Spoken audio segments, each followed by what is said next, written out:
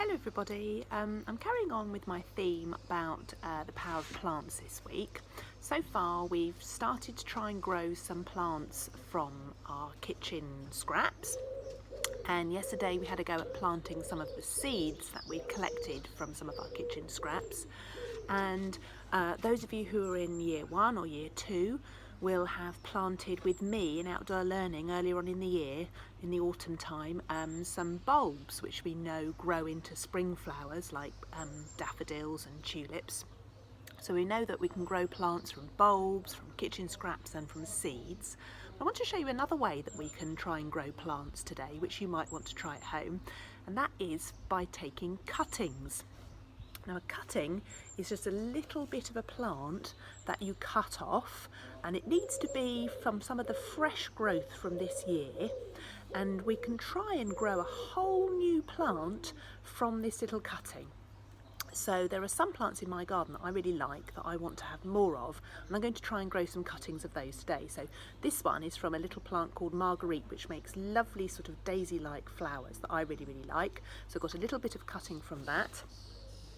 This one is from a herb in my garden, kind of lemon thyme, which smells really nice, and when it flowers the bees absolutely love it, so I'd like to have a little bit more of that. So I've taken a little cutting from there. And the last one, I don't know what this is called, but it's a little shrub, a little bush in my garden that makes beautiful white flowers, and again the bees and butterflies really like it, so I'd like to have another one of those somewhere in my garden if I can. So what I've done is I've just taken a little bit of a cutting, I've cut the end off a stem of each of those from this year's growth, and what I'm going to do is I'm going to just take away the leaves. I want a bit of stem that's about 3 or 4 centimetres long, that's got no leaves on it at all. So just like that, I've just picked off some of the leaves and I've left an area of stem about 3 or 4 centimetres long with no leaves on. So that's my herb. I'm going to do the same to the one from my shrub, from my little bush. So I'm going to take these lower leaves off and leave a nice long bit of stem there. And this is my Marguerite. Actually, I need to take quite a few leaves from this one. So I'm going to peel those off. Not all the leaves, because we know that plants need leaves to grow. So I'm not going to take them all away. I'm just going to cut off, this is actually last year's growth. So I'm just going to cut that bit away so that I've got just this year's growth, a nice bit of stem there and some leaves at the top. Then for our cuttings, we can actually plant them straight into some soil. So what I've got is I've got 3 pots, little flower pots here, and I've put some compost, some soil in already, and all I need to do is just with my finger or with a pencil, I'm going to make a little hole in each of them. So I'm just using my little finger just to push down a little way, and then I just take my cutting, I pop it in and just press the soil down around it so that it stands in my pot. So that's my first one, is my herb. I'm going to press that down and push that down into my soil. That's my herb, and this is my shrub. I'm going to do the same with this one. So I'm going to put it down and then just press the soil down firmly. So those are my 3 cuttings, and before they can start to grow, we know that we need to water our plants. And when we've got young plants like this, or seeds, we need to be quite gentle when we water them. We don't want to tip water in from a bucket because we might wash them away and damage them. And even using a watering can sometimes can be a bit too heavy with the water. We need to be really gentle. So I'm going to show you a really clever way of watering your plants. You can make your own magic watering can. And for this, you will need an empty plastic bottle. This is a squash bottle. You can use a milk bottle. Doesn't really matter what sort of bottle it is. Not too big, a small one is fine, and it needs to have the lid. So you need to screw the lid on really tightly, and you will need something to make a hole in it. So I'm going to use just a corkscrew to make a hole. If you've got a metal barbecue skewer or a needle, something like that, but you will need to ask an adult at home to help you with this. What you need to do is, first of all, you need to make quite a large hole in the lid. So with my corkscrew, I'm just going to push down into the lid and twist it off again. And I've made quite a large hole in the lid. Then at the other end, on the bottom, I'm going to make lots of really small holes.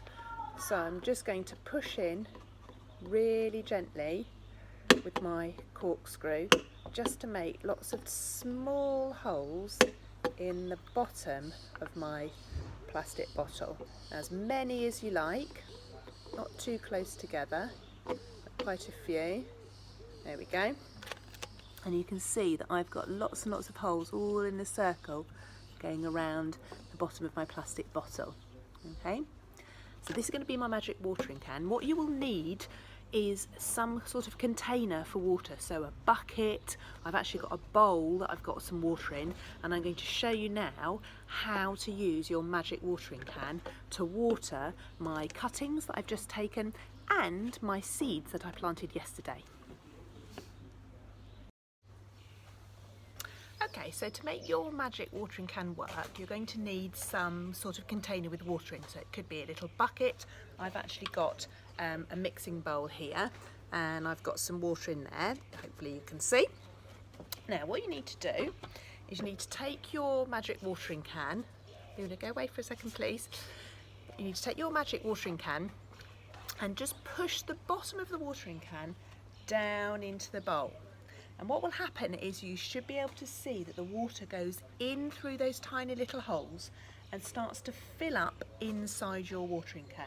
So if you hold it down in there for 20-30 seconds, that's probably long enough for lots of water to go in through those little holes at the bottom. Now it's really important that you don't touch the lid while that's happening. Then, when you've left it long enough for some of the water to go inside, you need to cover the hole in the lid with your thumb or your finger. So cover that hole over, and whilst you're covering that hole, lift up your watering can. And what you can see is that the water that's gone up inside my watering can is staying there. It can't come out. And the reason for that is that even though there are holes in the bottom, because the water is there, those holes are covered over. No air can get in through those holes at the bottom. And because I've got my finger over the hole at the top, no air can get in through that hole at the top either. And in order for the water to come out of my watering can, air has to be able to get in to the bottle to replace the water that's coming out. So if I move my finger from the top of the hole, from the top hole, we should be able to let air into the bottom, so some of the water will come out of the air into the top, so some of the water will come out the bottom of my watering can. Let's see if that works. I'm going to take my finger off now. Oh, and it works. Some of the water comes out. So I'm going to do it again. I'm just going to take my finger off and cover it back over again. So by taking your finger off, you can get water to come out of the bottom of your watering can really, really gently, and I can use it. I'm going to use it to water my cuttings now. So this is a really gentle way of watering plants, a nice gentle stream so it doesn't damage them and doesn't wash away the seeds. These are some of my seeds that I planted yesterday, so I'm just going to use my magic watering can to water those a little bit. Put a little bit of water in those, and then if I put my finger over the top, I can stop the flow of water again. So let me just show you that once more time. So none of the water can escape because no air can get into my watering can at the moment. When I take my finger off the top and let the air in, water can come out the bottom. Watch this. There we go. And then I can make it stop again by putting my finger back.